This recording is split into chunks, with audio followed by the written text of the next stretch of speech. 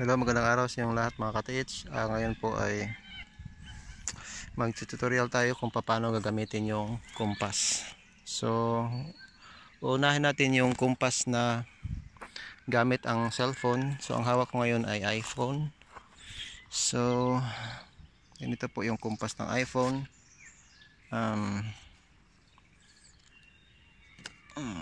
Baka iba yung sa inyo, yung cellphone ninyo, iba ang makikita na klase ng kumpas.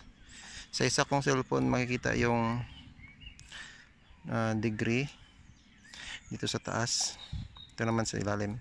So bali po yung iPhone, pagka nagdi-degree po kayo, dito po kayo magmula po dito yung mata nyo papunta dito. So bali kung yung target nyo po yung kahoy na yan, so kung nakikita nyo dito sa taas meron siyang makapal na guhit, so doon po nyo itututok yung target. So mula ka po dito sa gitnang bahagi ng puwitan ng cellphone, papunta doon sa target, sa gitna rin.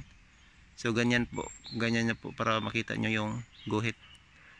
So halimbawa yung kinatatayuan nyo ay isa ring puno or bato.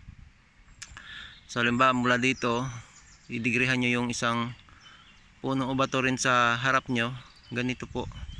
So kung ano yung makikita yung degree dito, yun po yung degree mula dyan sa kinatayuan nyo papunta dyan sa isang kahoy o bato. Parang hindi po makita kasi cellphone to. Ganun po, tutok nyo lang po doon, dito yung mata nyo, o dito kayo dun sa kinatatayuan ko, yun yung mata nyo, sa papunta doon sa target. Yun yung may guhit, kung nakikita nyo yung guhit, yun, papunta doon. Ganun lang po ang cellphone. Huwag nyo pong baligtarin, ganito lang po yung proper na paghawak po ng cellphone. Ganun lang po kuha ng kumpas. So doon sa dulo, yung dito yung gitna, so doon din yung sa gitna ng target nyo, para po sakto yung pagkakuha nyo ng degree. So makita nyo dyan may degree siya, baba ganyan. So makita nyo dyan yung degree, mababasa nyo. So yun yung susulat nyo doon sa papel. So sa pagkasulat nyo sa papel, sulat nyo yung saan kayo nang galing na bato at saan kayo papunta na bato o kahoy na kukunan nyo ng degree o bundok. So ipapakita ko sa inyo yung mga maliit na ano dito, bundok-bundok.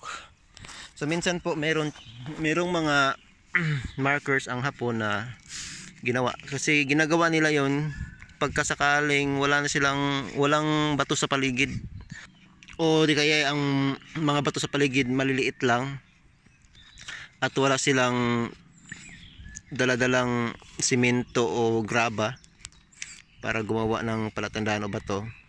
Ang ginagawa nila, minsan nakita ko na to sa Bohol, ang ginagawa nila ay gumawa sila ng maliit na hills. Ang nakita ko dun sa Bohol, meron silang 3 hills na ginawa, naka-triangulo. Kasi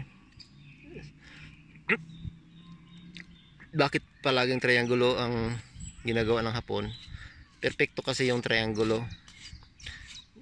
Sa triangle kasi matitrace na yung lahat ng treasure, so hindi mo na kailangan gumawa ng maraming sign sa paligid para matrace mo yung treasure doon sa isang lugar na kung saan ka magtatago. Sa isang triangular lang, marami ka ng maibaon na sign na deposito.